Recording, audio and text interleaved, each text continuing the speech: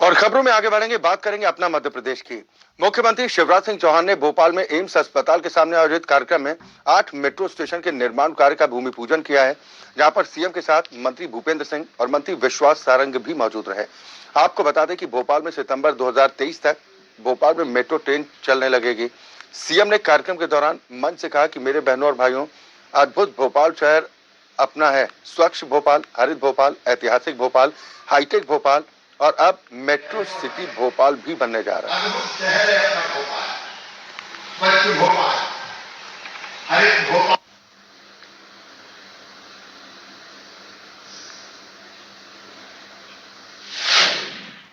प्रधानमंत्री नरेंद्र मोदी आज मध्य प्रदेश के विख्यात पर्यटन स्थल खजुराहो पहुंचे और करीब 15 मिनट रुके। वो तकरीबन 2 बजे यहां पर पहुंचे। मुख्यमंत्री शिवराज सिंह चौहान और प्रदेश अध्यक्ष वीडी शर्मा उनकी आगवानी करने के लिए पहुंचे।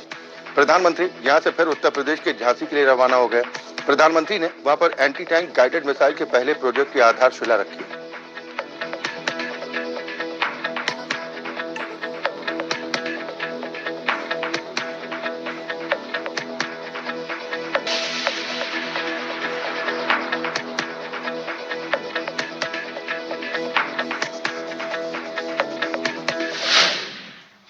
मुख्यमंत्री शिवराज सिंह चौहान ने गुरु नानक देव और रानी लक्ष्मीबाई के चित्र पर माल्यार्पण कर उन्हें नमन किया और उसके बाद मुख्यमंत्री शिवराज राजधानी स्थित गुरुद्वारे पहुंचे, जहां प्रकाश पर्व के मौके पर गुरुद्वारे में माथा टेका और सभी को शुभकामनाएं देते हुए कहा कि गुरु नानक देव ने कहा था कि हम सभी एक पिता की संतान हैं। हम इंसानों में धर्म और जातियों के आधार पर कोई भेदभाव नहीं होना चाहिए। हार्दिक शुभकामनाएं देता हूं, लख लख बधाइयां।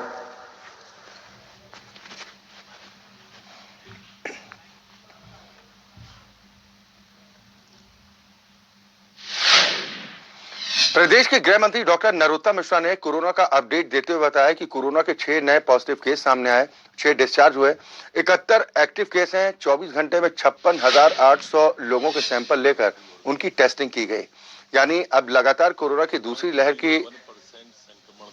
लहर अब खत्म होती दिखाई दे रही है। लगातार अब मामले कम होते जा रहे हैं, जो एक बड़ी राहत की बात है। मध्य प्रदेश के गृह मंत्री नरोत्तम मिश्रा की तरफ से कोरोना अपडेट देते हुए जानकारी दी गई कि मध्य प्रदेश में कोरोना के 6 नए केस सामने आए, जबकि 6 लोग स्वस्थ भी हुए हैं पिछले 24 घंटे। मध्य प्रदेश के कृषि मंत्री कमल पटेल ने कहा कि हम किसानों के कुछ संगठनों को समझाने में सफल नहीं हो पाए और माफी मांगते हुए कृषि कानून को वापस लिया गया। कृषि कानून के खिलाफ पंजाब हरियाणा के किसान नेताओं को विपक्ष ने बरगलाने का काम किया है। प्रधानमंत्री जी ने आज किसानों के हित में जो भारत सरकार ने काम किया है, वो भारत के इतिहास में आज तक किसी ने नहीं किया था। 80% लगातार 5वीं बार इंदौर शहर ने देश के सभी शहरों को पछाड़ते हुए सफाई में नंबर 1 का खिताब अपने नाम किया है। और इस खिताब में सबसे महत्वपूर्ण योगदान है इंदौर के उन 10,000 सफाई कर्मचारियों का, जिन्होंने दिन रात एक कर इंदौर शहर को कचरा मुक्त किया। सुबह 6 बजे से शुरू होने वाली सफाई देर रात तक लगातार जारी रहती है और बिना खाए पिए लगातार कर्मचारी शहर को साफ करने में जुटे रहते हैं, जिसका इनाम यह है कि इंदौर पूरे देश में लगातार 5वीं बार सफाई में अव्वल आया और साथ ही साथ पहली बार घोषित सफाई मित्र चैलेंज अवार्ड भी इंदौर नगर निगम ने जीता है। विपक्ष लगातार देश में तीनों कृषि कानूनों को वापस लेने की मांग कर रहा था। आज देश के प्रधानमंत्री ने तीनों कृषि कानूनों को वापस भी ले लिया, जिस पर पूर्व मंत्री और कांग्रेसी विधायक लाखन सिंह का कहना है कि यह निर्णय एक चुनावी जुमला है। जब तक इसे पारित नहीं किया जाता, तब तक इस निर्णय पर भरोसा नहीं किया जा सकता।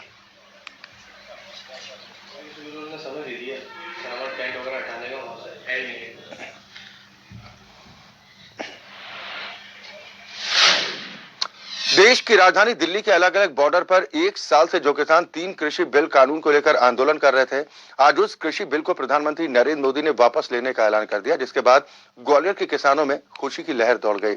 लेकिन वो ये भी कह रहे हैं कि अगर मोदी सरकार ने फैसला पहले लिया होता तो शायद इतनी बड़ी संख्या में किसानों की मौत नहीं होती।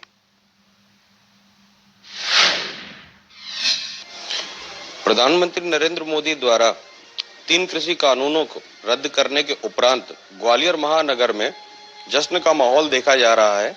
अभी हम मौजूद हैं ग्वालियर नई सड़क पर कम्युनिस्ट पार्टी कार्यालय पे। अखिलेश जी से जानेंगे उनका क्या कहना है। देखिए, अभी जो तीनों कृषि कानून वापस लेने की घोषणा मोदी जी ने की है, ये दरअसल किसानों की जीत है। किसान एक साल से सड़कों पे संघर्ष कर रहे थे और ये तीनों जो कृषि कानून थे, एक तरीके से देश को गुलाम बनाने वाले दस्तावेज थे। उसके लिए किसान लड़ रहे थे, उनके साथ मजदूर भी लड़ रहे थे। तो ये बहुत अच्छी बात है कि आंदोलन के दबाव में आके आज मोदी जी को झुकना पड़ा। जिन मोदी जी के बारे में ये कहा जाता है कि ये मोदी जी कभी झुकते नहीं हैं, उनको भी अन्नदाता किसान ने झुकाने का काम किया। ये बहुत बड़ी बात है। लेकिन इसके साथ साथ ये अभी लड़ाई अधूरी है। हमारा ये कहना है कि अभी एमएसपी पर जो गारंटी सुनिश्चित करने की बात है, उस पर उन्होंने कोई बोला नहीं है। एमएसपी की गारंटी जब तक नहीं होगी, किसान का भला नहीं हो सकता इस देश के अंदर। हम ये कहना चाहते हैं, हर चीज का मूल्य है, हर चीज का मूल्य निर्धारित है, लेकिन अगर किसान की फसल का मूल्य निर्धारित नहीं किया जाएगा और उससे कम देने वालों के खिलाफ सजा की कार्रवाई का प्रावधान नहीं होगा, तब तक इस किसान का भला नहीं हो सकता। तो पहली बात तो ये कि एमएसपी की गारंटी पर अभी सरकार को तय करना है। बिजली बिल 2020 पर सरकार को बोलना पड़ेगा कि वो वापस लेंगे या नहीं लेंगे। और इसके साथ साथ लखीमपुर खीरी में जिन किसानों की हत्या हुई है, उनके मतलब जो है उस मंत्री के बेटे ने हत्या की थी, वो मंत्री जी आज भी मंत्री पद को सुशोभित कर रहे हैं। ये बहुत ही गलत है और एक तरीके से जब तक वो मंत्री पद पर रहेंगे, इन किसानों को न्याय नहीं मिल सकता। इसलिए उनको भी इस्तीफा देकर वापस आना चाहिए। ये हमारी मुख्य मांग है। और जो आज मोदी जी बोले हैं तीनों कृषि कानून वापस लेने की मांग की बात को, वो बात संसद में जाके संसद में घोषणा करनी चाहिए, उनको संसद में पारित कराना चाहिए। जब तक ये नहीं होगा, तब तक हमारा आंदोलन जारी रहेगा।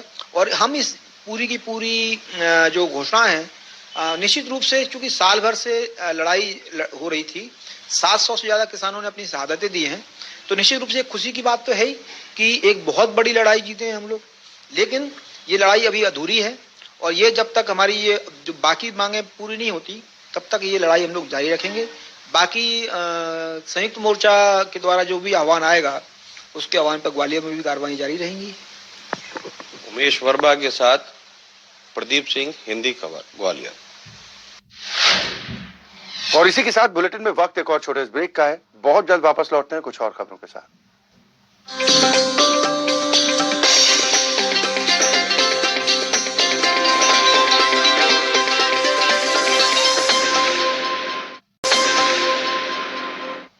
ब्रेक के बाद आपका स्वागत है। आप देख रहे हैं अपना मध्य प्रदेश।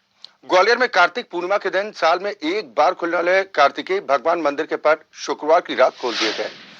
जीवाजीगंज स्थित भगवान कार्तिकेय के मंदिर के पट 18 नवंबर की रात 12 बजे खोल दिए गए। सबसे पहले एक वर्ष से बंद मंदिर की साफ सफाई की गई और उसके बाद भगवान कार्तिकेय को स्नान कराकर श्रृंगार कर उनकी पूजा अर्चना की गई। जिसके बाद कार्तिक पूर्णिमा पर सुबह 4 बजे से आम भक्तों के लिए मंदिर के पट खोल दिए गए। आपको बता दें कि पट खुलते ही भक्तों की लंबी लंबी कतारें लग गई और बारी बारी से भक्तों ने भगवान कार्तिकेय के दर्शन किए। इंदौर में लगातार डकैतों का आतंक जारी है। इंदौर के पश्चिम क्षेत्र में पिछले 5 दिनों में हथियारबंद नकाबपोश बदमाशों ने डकैती की 2 वारदातों को अंजाम दिया। पहला मामला तेजाजी नगर थाना इलाके के कैलोट करताल का है, जहां पर 15 नवंबर को देर रात हथियारबंद बदमाशों ने एक किसान के परिवार को बंधक बनाकर लाखों रुपए की लूट की वारदात को अंजाम दिया और फरार हो गए। पीड़ित परिवार ने पुलिस को शिकायत की है, लेकिन पुलिस ने आवेदन लेकर पीड़ित परिवार को चलता कर दिया। लेकिन जब दिन दहाड़े भवरकुआ थाना इलाके के भोलाराम उस्ताद मार्ग पर एक घर में डकैती हुई, तो पुलिस बैकफुट पर नजर आई और आनंद फानंद में पुलिस ने डकैती का प्रकरण दर्ज कर जांच पड़ताल शुरू कर दी। फिलहाल पुलिस अभी तक दोनों ही मामलों में आरोपियों तक नहीं पहुंच पाई। मतलब ये करते थे, खेती का काम करते थे, तो हमने धंधा पानी करके रखे थे।